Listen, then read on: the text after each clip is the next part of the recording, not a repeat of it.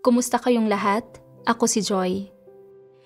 Ang pangunahing tauhan sa kwento ngayong araw ay may pangalang Anran. Pinangalagaan ng kanyang pamilya mula pagkabata. Naghangad siyang maging mahusay at makakuha ng paghanga ng iba. Nang siya ay lumaki na, naging guro siya. Ibinuhos ni Anran ang lahat ng kanyang lakas sa paghahangad ng katanyagan at pakinabang. Walang pagod na nagsusumikap para sa mga ito at nakakakuha ng pagkilala mula sa mga nakapaligid sa kanya. Hanggang sa naharap siya sa isang sakit na pumigil sa kanyang makapagtrabaho, nagsimulang magnilay-nilay si Anran. Napagtanto niyang wala siyang oras sa mga pagtitipon o sa pagbabasa ng mga salita ng Diyos dahil sa kanyang paghahangad ng katanyagan, pakinabang at katayuan, at wala siyang wangis ng isang taong nananalig sa Diyos. Nakita rin niya kung paano nakapinsala sa kanya ang paghahangad ng katanyagan at pakinabang. Nagpasya si Anran na maghanap ng mas madaling trabaho na magpapahintulot sa kanya na makadalo ng normal sa mga pagtitipon at magawa ang kanyang tungkulin. Halina't alamin natin ang kwento ni Anran at sama-sama nating pakinggan ang paglalakbay ng kanyang puso. Habang lumulubog ang araw sa kanluran, sa oras ng takip silim, bukas ang pinto ng isang maliit na bahay sa bukid na may puting telang nakatali sa hawakan ng pinto at may isang natirang sinag ng araw na umabot sa walang pinturang pader ng looban na gawa sa mga pulang bloke.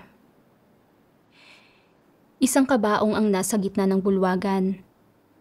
Sa harap ng kabaong, nakaluhod ang isang 7 taong gulang na batang babae, isang 9 taong gulang na batang lalaki, at isang ginang na nasa 30 taon ang edad na isang taga-baryo. Nanay, may nangyari sa pamilya natin. Bakit walang dumating na kamag-anak para tumulong sa atin? Binasag ng malambing na boses ng batang babae ang katahimikan sa bahay. Pagkamatay ng tatay ninyo, tayo na lang ang magkakasama. Isang ina at mga anak na umaasa sa isa't isa. Dahil sa pagkakasakit ng tatay ninyo, naubos ang lahat ng ipon natin. Hinahamak tayo ng mga kamag-anak natin dahil mahirap tayo. Minamaliit nila tayo. Mula ngayon, dapat kayong magsikap. Huwag ninyong hayaang maliitin kayo ng ibang tao. Umaasa akong pareho kayong magkakaroon ng magandang kinabukasan. Magiging matagumpay kayo at babaguhin ninyo ang kapalaran natin. Pinahid ng nanay ang mga luha niya. Napuno ng determinasyon ang mga mata niya.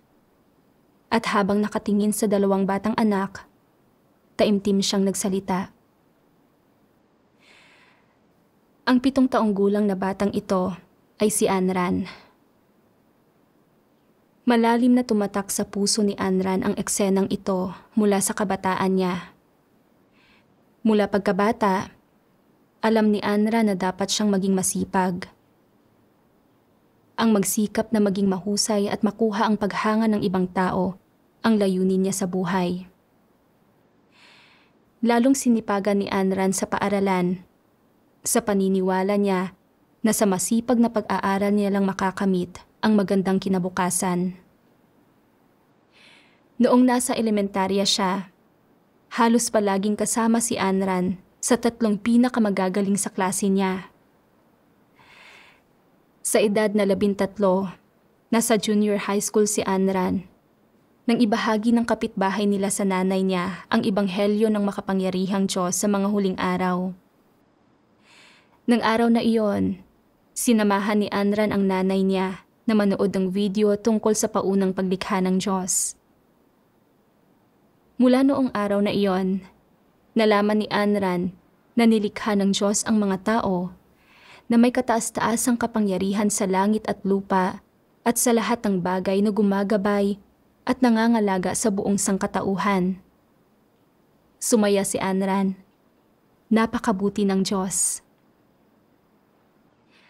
Sa edad na 15, dahil kulang sila ng pambayad sa paaralan, napilitan si Anran na tumigil sa pag-aaral at magtrabaho. Kahit na alam ni Anran na mabuting manampalataya sa Diyos, pakiramdam niya ay bata pa siya at malayo pa ang kinabukasan niya. Ayaw niyang magkaroon ng ordinaryong buhay na walang naabot. Sino ang rerespeto sa kanya kapag nagkaganoon? Kaya, nagpasya siyang magtrabaho ng maigi at kumita ng pera, na humanap ng disente at respetadong trabaho. Hanggat kaya niyang patibayin ang sarili niya, mabubuhay siya ng matagumpay sa harap ng iba at hindi na siya mamaliitin. Nag-isip si Anran kung paano siya mabilis na magtatagumpay. Kaya, paminsan-minsan na lang siyang nakakadalo sa mga pagtitipon kapag may oras siya. Isang gabi noong 17 taong gulang si Anran, hindi pa nawawala ang nagtatagal na init sa hangin. Klik, kalabog. Ang tunog ng sunod-sunod na pagbubukas at pagsasara ng pinto ay mabilis at masistema. Sinundan ng mga nagmamadaling yabag. Nagbalik ang pinsan niya. Anong problema? May nangyari ba? Tanong ni Anran. May magandang balita ako para sa iyo. Apurahang kumukuha ng mga teacher ang paaralan namin. Nabanggit na kita sa leader ng paaralan. Kapag natanggap ka, prestihiyoso ang trabahong ito at malaki ang sweldo. Nang marinig ni Anran ang balitang ito, agad siyang natuwa. Mula pagkabata, inasam niya na maging mahusay at itaguyod ang sarili niya balang araw. Ngayon, may napakagandang oportunidad para sa kanya na maging isang guro, na itinuturing na isang respetadong propesyon. Alam niya na mga nagtapos ng kolehiyo ang mga nakakapagtrabaho sa mga paaralan. Iyong mga kahit papaano ay may associate's degree.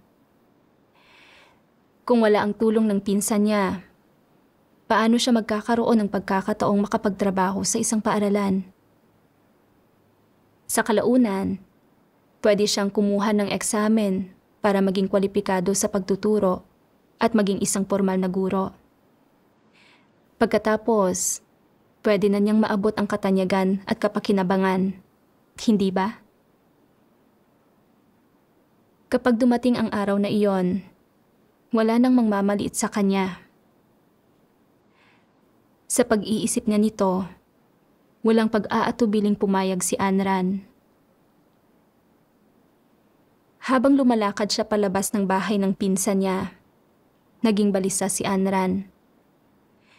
Sa hinaharap, kapag nagtrabaho siya sa isang pribadong paaralan, ibig sabihin niyon ay kada 2 linggo lang ang magiging pahinga niya at siguradong hindi siya makakadalo sa mga pagtitipon. Malapit nang matapos ang gawain ng Diyos. Kung maaapektuhan ng kanyang trabaho ang pagdalo niya sa mga pagtitipon, makakasama ito sa buhay niya. Pero ito ang oportunidad na noon pa pinapangarap ni Anran para mangibabaw. Ayaw niyang palampasin ito. Pagkatapos ng matagal na pag-iisip, pinili pa rin ni Anran ang trabaho. Inalo niya ang sarili niya sa pagsasabi na hanggat nagbabasa siya ng mas maraming salita ng Diyos at dumadalo sa mga pagtitipon tuwing bakasyon niya sa trabaho, magiging ayos lang. Hindi magiging ganoon katindi ang epekto nito. Sa pagtatapos ng bakasyon sa tag-init, matagumpay na nakuha ni Anran ang trabaho at naging guro siya sa mababang paaralan gaya ng hinihiling niya. Sa wakas, Nakahanap si Anran ng plataporma para matupad ang mga pangarap niya. At sobrang nasasabik siya. Ibinibigay niya ang 110% niya sa trabahong ito. Sa pagsisimula ng Taglagas, pumasok sa paaralan ang bagong grupo ng mga estudyante at napuno ng masayang kwentuhan at tawanan ang paaralan. Napakunot noo si Anran habang mabilis na naglalakad papunta sa gusali ng pagtuturo nang may dalang patong-patong na mga libro sa mga braso niya. Iniisip niya, talagang matindi ang kompetisyon sa mga klase sa paaralang ito. Nakatuon ang diskusyon ng mga lider at direktor sa mga grado sa eksamen ng klase ng bawat guro. Wala akong karanasan sa pagtuturo. Noong una akong pumasok sa paaralan, nagturo ako sa mga klaseng may pinakamabababang grado sa baitang nila. Kung gusto ko silang makahabol sa ibang klase, dapat maglaan ako ng mas maraming panahon at pagsisikap. Nagpasya si Anran. Dapat mapataas ko ang mga grado nila sa eksamen at maging napakahusay akong guro na pinupuri ng mga magulang ng mga estudyante. Sa pag-iisip niya nito, hindi maiwasan ni Anran na huminga ng malalim. Matindi ito. Pagkatapos niyon, parang di tumitigil na orasan na si Anran. Hindi kailanman nangangahas na magpahinga kahit sandali. Nakasanayan niya ang pagtatrabaho ng lampas sa oras at pagpupuyat. Itinatama ang mga takdang aralin at tinuturuan ang mga nahihirapang estudyante sa gabi para mapataas ang mga grado nila. Pagkatapos ng ilang buwan, umakyat mula sa pinakahuli ang mga klase ni Anran at napunta sa una at pangalawang pwesto. Sinundan ito ng papuri mula sa mga magulang at mataas na pagtingin mula sa mga lider na talagang nagpasaya sa banidad ni Anran. Tuwang-tuwa siya.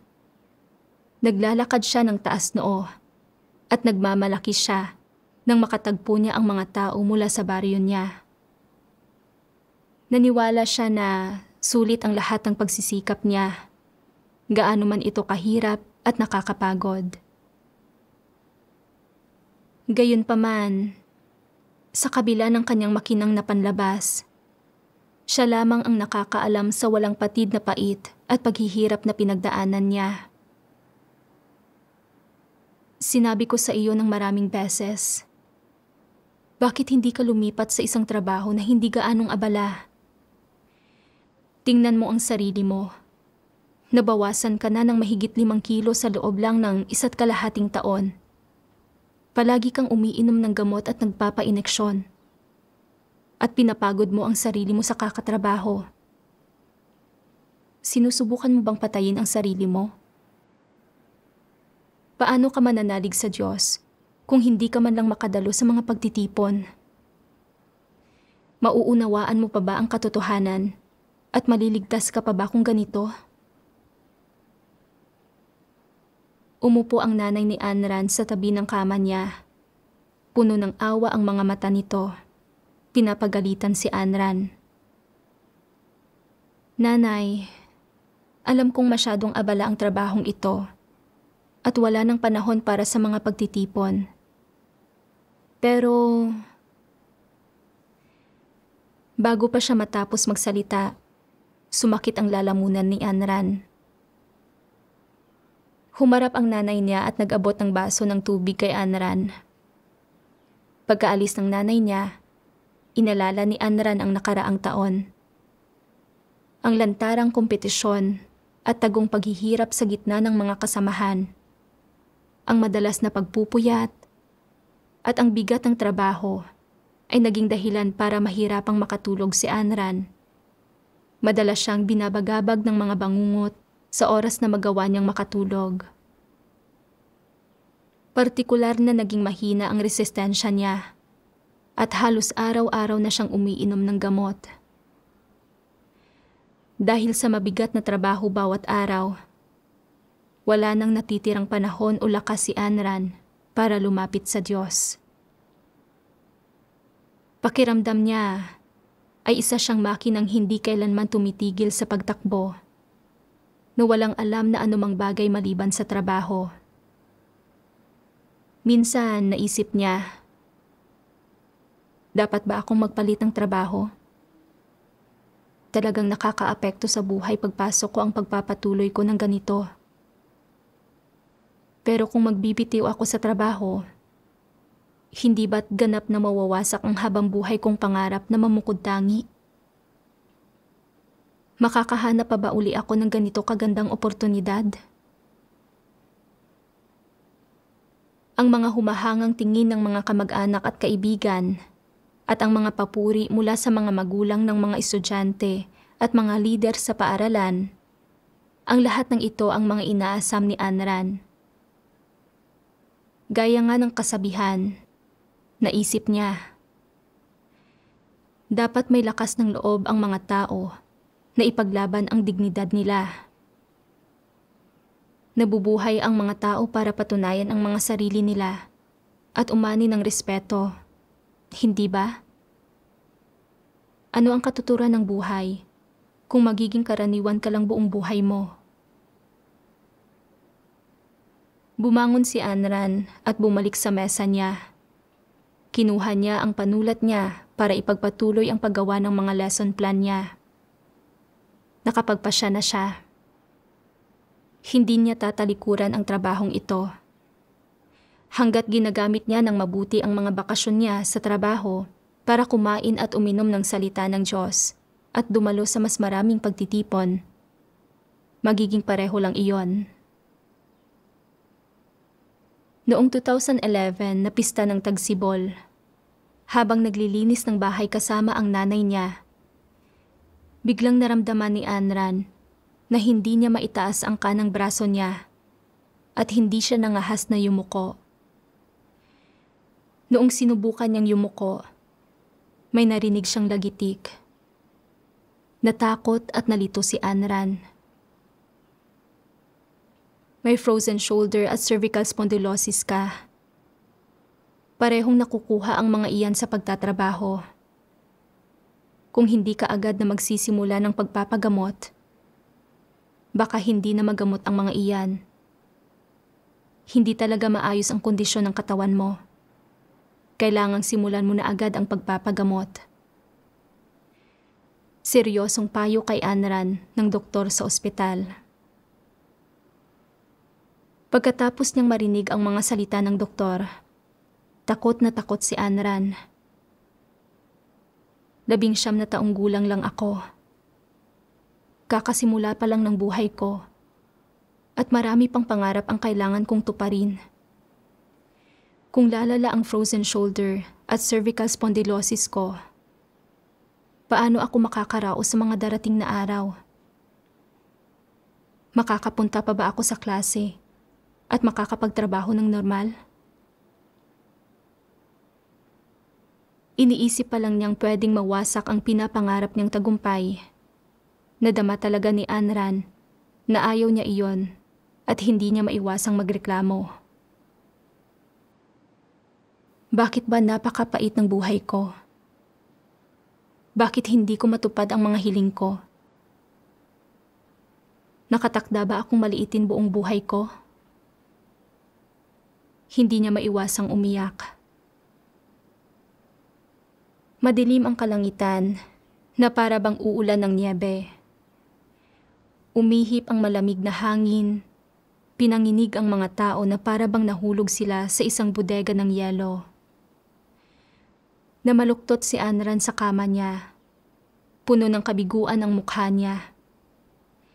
Pakiramdam niya parang wala na siyang kinabukasan at nawalan siya ng sigla sa lahat ng ginagawa niya. Sa sakit na nararamdaman niya, ang kaya niya lang gawin ay lumapit sa Diyos sa panalangin. O Diyos, bigla akong nagkaroon ng seryosong sakit at natatakot ako. Hindi ko alam kung paano magpatuloy mula rito. Sa nakaraang taong ito, nagtrabaho ako sa lahat ng oras at hindi ako gaanong nakadalo sa mga pagtitipon. Alam kong hindi ito umaayon sa layunin mo, pero hindi ko kayang bitawan ang trabaho ko. Pakiramdam ko, mapait ang buhay ko at hindi ko alam kung bakit nangyari ang lahat ng ito sa akin. Naway bigyang liwanag mo ako at tulungan mo akong malampasan ang sakit na ito. Sa panahong iyon, bakasyon dahil taglamig, at inilaan ni Anran ang panahon niya sa pagdalo sa mga pagtitipon o kaya ay sa pagbabasa ng mga salita ng Diyos sa bahay. Partikular niyang ikinasaya ang panonood ng mga pelikula at video tungkol sa Ebanghelyo. Noong napanood niya na sa kapanahunan ng biyaya, maraming misyonero ang naglakbay ng malayo sa China. Tinalikuran ang mga pamilya at mga asawa nila at tiniis ang lahat ng uri ng pang-uusig. Pero hindi pa rin napagod na magpalaganap ng Ebanghelyo at kusang loob na ginugol ang mga sarili nila para sa Diyos nang hindi pinagsisisihan ang desisyon nila. Sobrang napukaw ang emosyon ni Anran. Naisip niya, nanalig sila sa Panginoong Hesus nang may gayong sigasig. At ngayon ay tinanggap ko ang ikatlong yugto ng gawain ng Diyos. Sinasalubong ang pagbabalik ng Panginoong Hesus. Mas marami ang narinig ko sa mga salita ng Diyos. At mas marami akong naunawaan sa mga katotohanan at misteryo kumpara sa kanila. Nagtamasa ako ng maraming pagdidilig at pagkakaloob mula sa mga salita ng Diyos. Kaya dapat mas lalo akong magpalaganap ng Ebanghelyo at magpatotoo sa Diyos. Naalala ni Anran ang maraming kapatid sa paligid niya na bumitaw sa mga pag-aasawa at trabaho nila. Aktibong ginagampanan ang mga tungkulin nila sa iglesia at sinusuklian ang pagmamahal ng Diyos. Ilang taon na siyang nananampalataya sa Diyos. Tinatamasa ang biyaya ng Diyos. Pero sa halip na gampanan niya ang mga tungkulin niya, hindi man lang siya regular na nakakadalo sa mga pagtitipon. Napaisip siya kung tunay ba siyang mananampalataya ng Diyos. Inalala niya ang mga kapatid na dati niyang kasamang magtipon, na ngayon ay gumaganap ng mga tungkulin nila sa iglesia. Habang siya ay naghahangad ng kayamanan, katanyagan, at kapakinabangan. Tinanong ni Anran ang sarili niya, bakit hindi ko kayang tigilan ang paghahangad ng kayamanan, katanyagan, at kapakinabangan? Isang araw, binasa ni Anran ang isang sipi ng mga salita ng Diyos. Ang kapalaran ng tao ay nasa kontrol ng mga kamay ng Diyos. Ikaw ay walang kakayahang kontrolin ang iyong sarili. Kahit na parating nagmamadali at nag-aabala ang tao para sa kanyang sarili, nananatili siyang walang kakayahan na kontrolin ang kanyang sarili. Kung kaya mong malaman ang iyong mga sariling hinaharap, kung makokontrol mo ang iyong sariling kapalaran, isa ka pa rin bang nilikha? Sa madaling sabi, paano man gumagawa ang Diyos, ang lahat ng kanyang gawain ay para sa kapakanan ng tao. Ipagpalagay bilang halimbawa, ang kalangitan at lupa at ang lahat ng bagay na nilikha ng Diyos upang magsilbi sa tao. Ang buwan, ang araw, at ang mga bituin na ginawa niya para sa tao, ang mga hayop at mga halaman, ang tagsibol, tag-araw, taglagas, at taglamig, at iba pa. Ang lahat ay ginagawa para sa kapakanan ng pag-iral ng tao.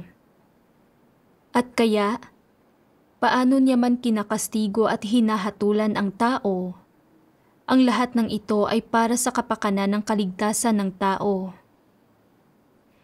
Kahit na tinatanggal niya sa tao ang kanyang makalamang mga inaasahan, ito ay para sa kapakanan ng pagdadalisay sa tao, at ang pagdadalisay sa tao ay ginagawa para manatili siyang buhay. Ang hantungan ng tao ay nasa mga kamay ng lumikha, kaya paano makokontrol ng tao ang kanyang sarili? Naunawaan ni Anran na nasa kamay ng Diyos ang tadhana ng tao at hindi nasasakop ng sarili niyang pagnanais. Napagtanto niya na isa lang siyang hindi mahalagang nilikha at hindi niya makokontrol ang mga karanasang pagdadaanan niya sa buhay. Gayunpaman, ginusto niya na palaging gawin ang mga bagay sa paraan niya at hindi siya nagpasakop sa kataas-taasang kapangyarihan at pagsasaayos ng Diyos. Inisip niya na mapait ang buhay niya dahil nagkasakit siya at hindi niya na kayang ipagpatuloy ang trabaho niya o mamukod tangi. Hindi ba't pagrereklamo ito laban sa Diyos? Sa pagninilay sa nakaraang taon, napagtanto ni Anran na dahil sa pagtutok niya sa trabaho, nanlamig ang relasyon niya sa Diyos. Kung hindi dahil sa sakit niya, mananatili siyang nakatuon lang sa trabaho at sa pagkita ng pera, nang walang oras o lakas para lumapit sa Diyos. Ngayon, sa kabila ng pisikal niyang pagdurusa, kaya niyang tumahimik at maglaan ng oras para magbasa ng mga salita ng Diyos na isang mabuting bagay. Handa si Anran na magpasakop at maghangad ng layunin ng Diyos. Habang lumilitaw ang araw ng taglamig, lalong nakakaakit ang init nito. Napuno ng sikat ng araw ang bawat sulok ng bakuran. Pinupuspos ng init ang katawan niya. Umupo si Anran sa bakuran. Sumandal sa upuan niya. Tahimik na nagbabasa ng mga salitang ito ng Diyos. Ngayon ang panahon kung kailan ang aking espiritu ay gumagawa ng dakilang gawain at ang panahon na sinisimulan ko ang aking gawain sa mga bansang hentil.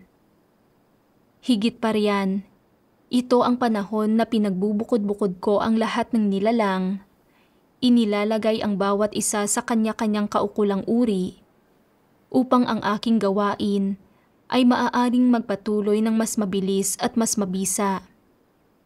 At kaya nga, ang aking hinihingi pa rin sa iyo ay ang ialay mo ang iyong buong pagkatao para sa lahat ng aking gawain at higit pa na malinaw mong mabatid at tiyakin ang lahat ng gawaing aking nagawa na sa iyo at ibuhos ang lahat ng iyong lakas tungo sa aking gawain nang ito ay maging mas mabisa. Ito ang dapat mong maunawaan. Tigilan ang pakikipaglaban sa isa't isa, ang paghahanap ng daang pabalik o paghahabol sa mga kaaliwan ng laman na makakaantala sa aking gawain at sa iyong magandang kinabukasan. Ang paggawa ng gayon, sa halip na pangalagaan ka, ay magdudulot sa iyo ng kapahamakan. Hindi ba kahangalan ito para sa iyo? Iyang buong pag-iimbot mong kinahuhumalingan ngayon ay ang mismong bagay na sumisira sa iyong kinabukasan, samantalang ang sakit na iyong pinagdurusahan ngayon ay ang mismong bagay na nangangalaga sa iyo. Dapat mong malinaw na malaman ang mga bagay na ito upang maiwasang mabiktima ng mga tukso kung saan mahihirapan kang makawala at iwasang mga pa sa makapal na hamog at hindi makita ang araw. Kapag nahawi ang makapal na hamog, masusumpungan mo ang iyong sarili na nasa paghatol ng dakilang araw. Habang pinag-iisipan niya ang mga salita ng Diyos, unti-unting naunawaan ni Anran na mula pagkabata, palagi niyang hinahangad ang kahusayan. Ninanais niyang baguhin ang tadhana niya gamit ang sarili niyang mga kamay. Palagi niyang nadadama na kailangan niyang gumawa ng pangalan sa mundo at makamit ang paghanga ng mga tao. Kung hindi, magiging walang kabuluhan ang buhay. Ano ang punto ng pagiging buhay kung mananatiling mababang klase ang isang tao? Sa paghahangad niya ng kahusayan at kaluwalhatian, nagtrabaho ng maigi si Anran para kumita ng pera. At pagkatapos niyang tanggapin ang gawain ng Diyos sa mga huling araw, kahit na alam niyang ang bahaging ito ng gawain ay para sa paglilinis at pagbabago ng mga tao, na ito ang huling bahagi ng gawain ng Diyos. At ang bahaging ito ng gawain ay isang beses lang darating sa buhay. At kung mapapalampas niya ito, ay mawawala sa kanya ang pagkakataong maligtas. Lumayo pa rin siya sa Diyos para hanapin ang kayamanan, katanyagan at kapakinabangan. At ginawa niyang halaga ng buhay ang pagtupad sa mga mithiin niya at ang pagnanais at paghahanap ng kahusayan. Para sa mga ito, walang humpay siyang nagtrabaho. Mapait na naghirap siya sa alimpuyo ng katanyagan, kapakinabangan at kayamanan, na sa huli ay nagdulot sa kanya ng ganap na pisikal na pagdurusa at malalim na pasakit. Pinakamahalaga sa lahat, inilayo niya ang sarili sa Diyos at pinagkanulo ang Diyos para mamukod-tangi at alang-alang sa mga tinatawag na pagkakataon. Pinagpapaliban ang mga oportunidad para makipagtipon sa iba at makamit ang katotohanan. Hindi ba't ito ang sinabi sa mga salita ng Diyos? Iyang buong pag-iimbot mong kinahuhumalingan ngayon ay ang mismong bagay na sumisira sa iyong kinabukasan? Hindi humahantong sa mabubuting pagkakataon ang paghahanap ng kayamanan, katanyagan at kapakinabangan. Sa totoo lang, nakakasama ito at nakakasira ng sarili. Napagtanto ni Anran na kahit hindi nagdulot ng kirot sa kanya ang sakit na ito, pinigilan din nito ang paghahangad niya ng katanyagan at kapakinabangan. Sa panlabas, mukhang winasak ng sakit na ito ang mga pangarap niya. Pero ang hindi nakikita, pinrotektahan siya nito. Sa pamamagitan ng sakit na ito, nakalapit si Anran sa Diyos. Napagnilayan niya ang sarili niyang landas at talagang napag-isipan niya ang buhay niya. Ano ang mas mahalaga? Ang paghahangad ng katotohanan at buhay o katanyagan at kapakinabangan? Sa sandaling iyan, nagkaroon ng realisasyon si Anran habang pinag-iisipan ang mga salita sa Biblia. Aking nakita ang lahat ng gawa na nagawa sa ilalim ng araw. At narito, lahat ay walang kabuluhan at nauuwi sa wala. Sapagkat ano ang pakikinabangan ng tao kung makakamtan niya ang buong sanlibutan at maiwawala niya ang kanyang sariling buhay? O ano ang ibibigay ng tao na katumbas sa kanyang buhay? Nagdadala ng panandaliang kasiyahan ang kayamanan, katanyagan at kapakinabangan, at nagbibigay ng kabantugan at paggalang ng iba. Pero kung ibig sabihin nito ay pagkawala ng pagkakataon para makamit ang katotohanan at kaligtasan, ito ay parang pagsasakripisyo ng sariling buhay ng isang tao. Ano ang katuturan ang naroon? Patuloy na nagbasa si Anran ng isa pang sipi ng mga salita ng Diyos. Ang makapangyarihan ay may habag sa mga taong ito na nagdurusa ng labis. Kasabay nito, nakakaramdam siya ng pagtutol sa mga taong ito na walang kamalayan dahil kinailangan niyang maghintay ng sagot sa napakatagal na panahon mula sa mga tao. Hangad niyang maghanap. Hanapin ang iyong puso at ang iyong espiritu. Bigyan ka ng tubig at pagkain upang gisingin ka, upang hindi ka na mauhaw at magutom. Kapag pagod ka na at nararamdaman ang labis na kapanglawan ng mundong ito, huwag magulumihanan, huwag manangis.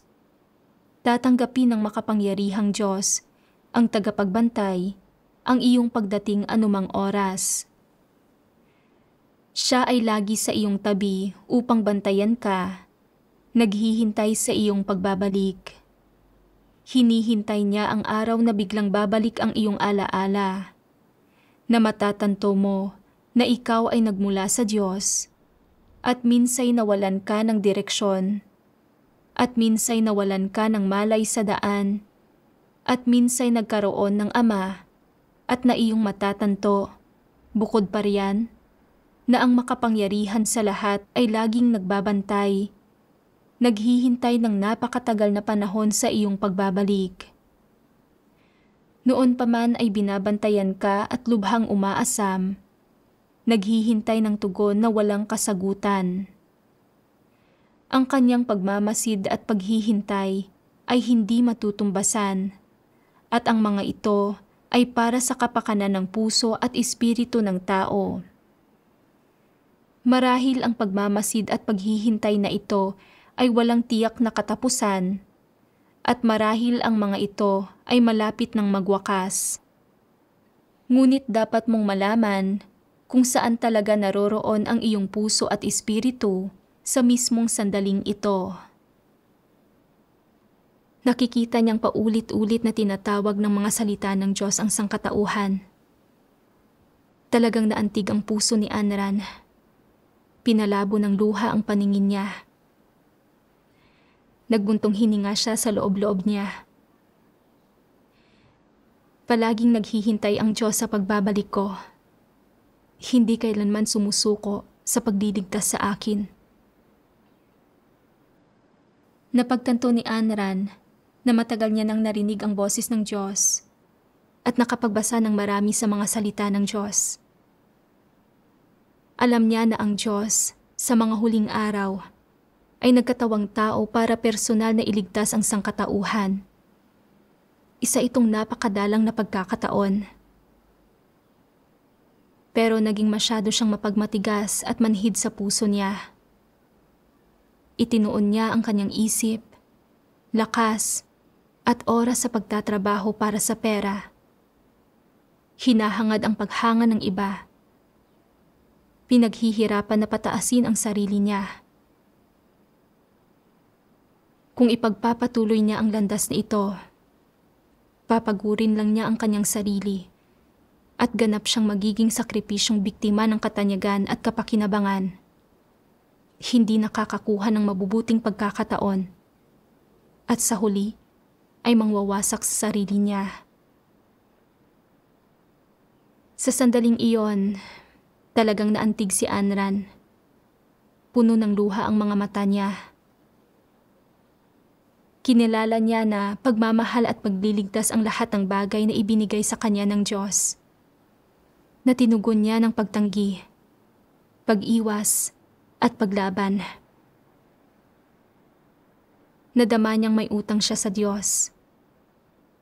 Tahimik siyang nagpasya na buong pusong kumain at uminom ng mga salita ng Diyos at makibahagi sa mga pagtitipon at hindi na kailanman lulubog sa kawalan ng pag-asa at pagkasira. Pagkatapos ay nakinig siya sa isang pagbasa ng mga salita ng Diyos. Isa kang nilikha. Mangyari pa ay dapat mong sambahin ang Diyos at mamuhay ng makahulugan. Kung hindi mo sasambahin ang Diyos, kundi mamumuhay ka ayon sa iyong maruming laman, hindi ba isang hayop ka lamang na nakasuot ng damit ng tao? Dahil isa kang tao, dapat mong gugulin ang sarili mo para sa Diyos at tiisin ang lahat ng pagdurusa. Dapat mong tanggapin ng masaya at may katiyakan ang kaunting pagdurusang pinagdaraanan mo ngayon at mamuhay ka ng makahulugan. kagaya ni Job at Pedro.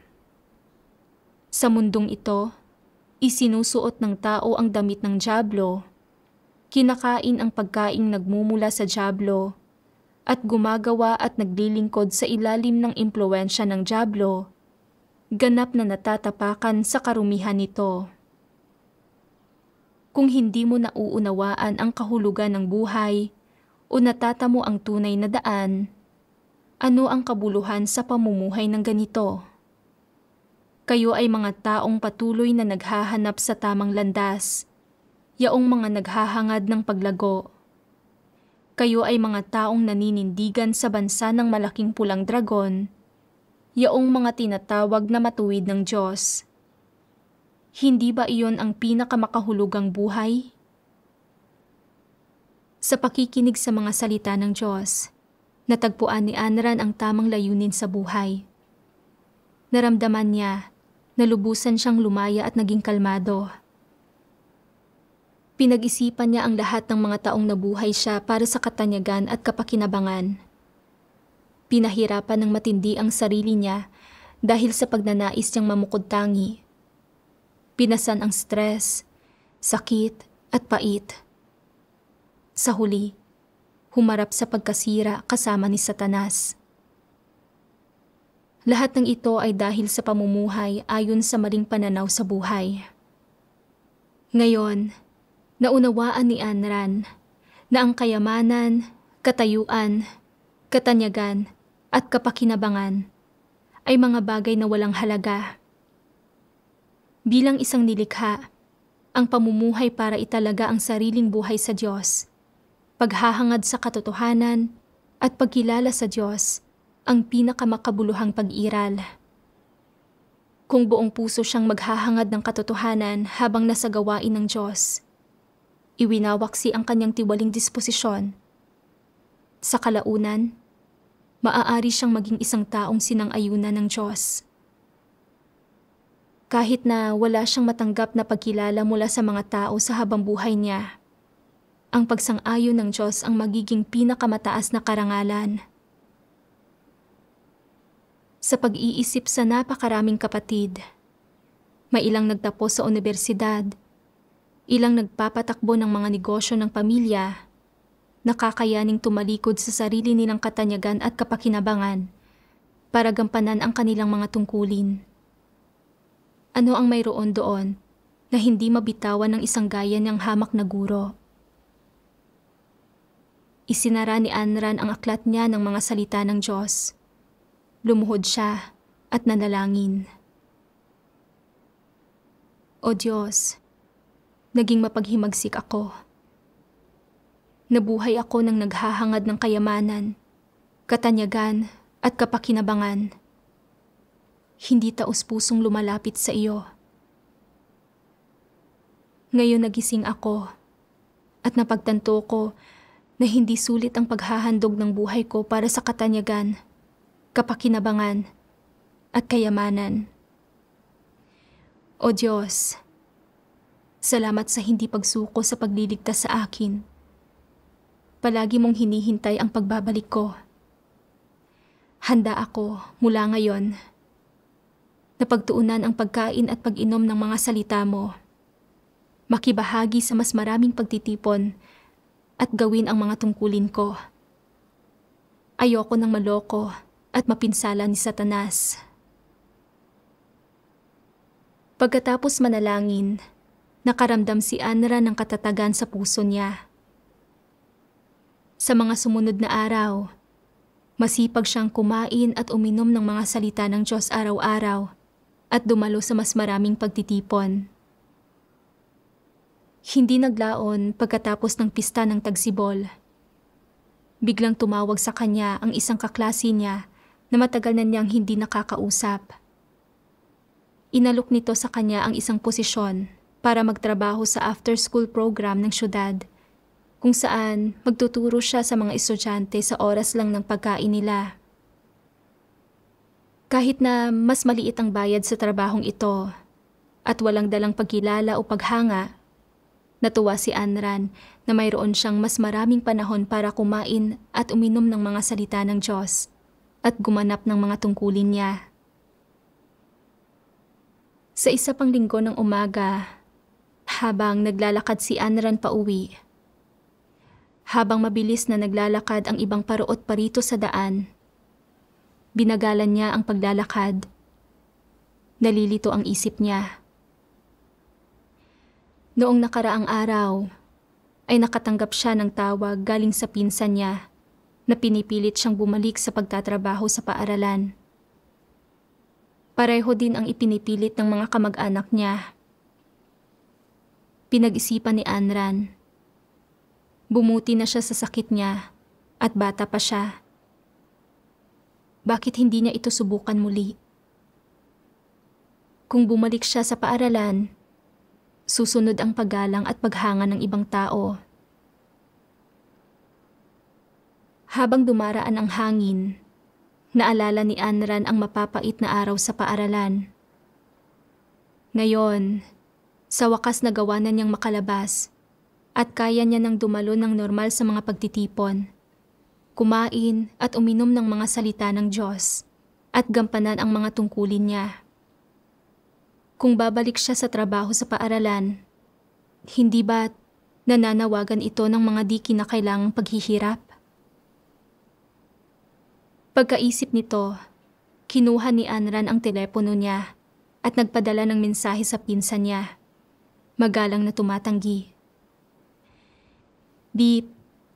Sa isang busina, tumigil ang isang kotse sa harap ni Anran. Kinuha niya ang maleta niya at sinimulan ang landas ng pagganap ng kanyang tungkulin. Habang nakaupo siya sa may tabi ng bintana ng kotse, inalala ni Anran ang pinagdaanan niya. Mula sa isang taong malalim na nakapulupot sa pera, kasikatan at kapakinabangan, patungo sa pagiging isang miyembrong gumaganap ng mga tungkulin sa sambahayan ng Diyos. Tunay nga, bawat hakbang ay pinangunahan ng Diyos at pinuno ng sobra-sobrang pagmamahal at pagliligtas ng Diyos. Kung hindi nagkakaloob ng kaliwanagan at pamumuno ang mga salita ng Diyos, maaaring nakakulong pa rin siya sa alimpuyo ng paghahangad sa katanyagan, kapakinabangan at katayuan. Tahimik siyang nagpasalamat sa Diyos sa puso niya. Nakahanda lamang na mahalin ang mahalagang panahon na tinatamasa niya ngayon para taimtim niyang hangarin ang katotohanan at tuparin ang mga tungkulin niya para ipanatag ang puso ng Diyos. Matapos marinig ang mga karanasan ni Anran, gusto kong malaman kung ano ang mga iniisip ninyo. Huwag mag-atubiling mag-iwan ng komento sa ibaba ng video. Magkita tayong muli sa susunod.